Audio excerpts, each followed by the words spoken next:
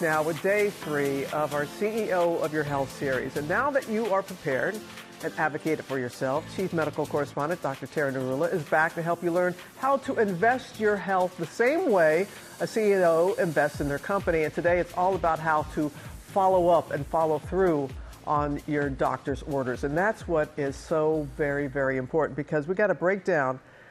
Okay, so we've got everybody before, we've got them in. Now, what do they need to do before they leave that appointment? Yeah, so how do we execute on what we've just heard in the doctor's office? So before you even leave the doctor's office, a great thing to do is when you're at the checkout desk, get an after summary of your visit. Some places will actually print out this in a nice printed fashion, but you can also have your doctor write it. You want to know what are the medication changes that have just been made, the dosages, the timing, which meds should I be getting rid of, what lab tests might I need in the future, and let me get those lab slips, what imaging tests, where should I be going for the imaging, and what referrals, and it can be all nicely written down.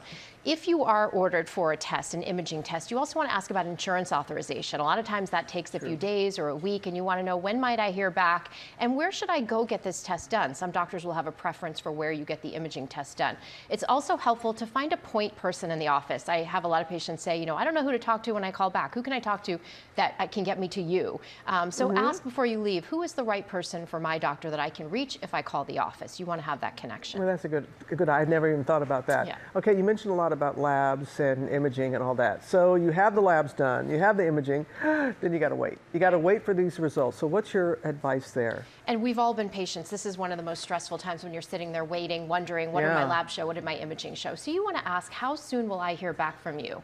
Will I hear in 24, 48 hours about my labs? What about the imaging? You want to know who will be reaching out to you. Will it be a nurse practitioner, a PA, or the doctor themselves? How do I connect with the doctor?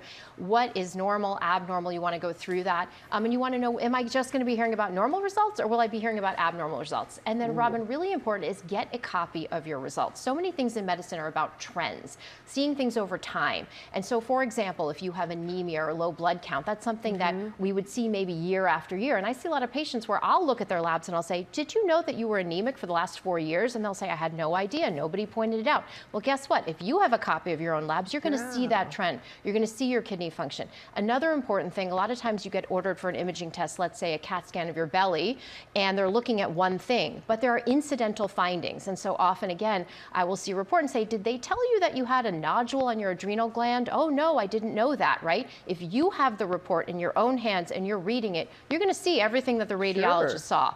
And then you can be empowered to say, you know what, maybe I should have this evaluated or worked up.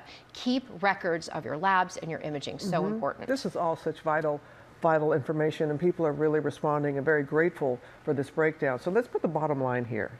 How do you set yourself up for long-term success? Okay, well, every CEO is organized. You have to be organized about your healthcare, right? So you got to keep good records. You got to keep your medications where you're actually going to take them. And you have to keep a record of how you're doing on your medications. If, for example, a doctor prescribes something and you stop taking it, let them know. Don't just stop it, right? Because maybe they can give you something else in its place that's going to work better. You also want to take care of the things that maybe aren't written down on a prescription pad. So diet, sleep, stress, mental health. Those are really important. Your doctor's not going to write that down for you, but that's going to be part of how you keep yourself healthy. Preventive screenings, so critically important. Make sure you're on top of when you should be getting your colonoscopy, your mammograms, your pap smears, all of that.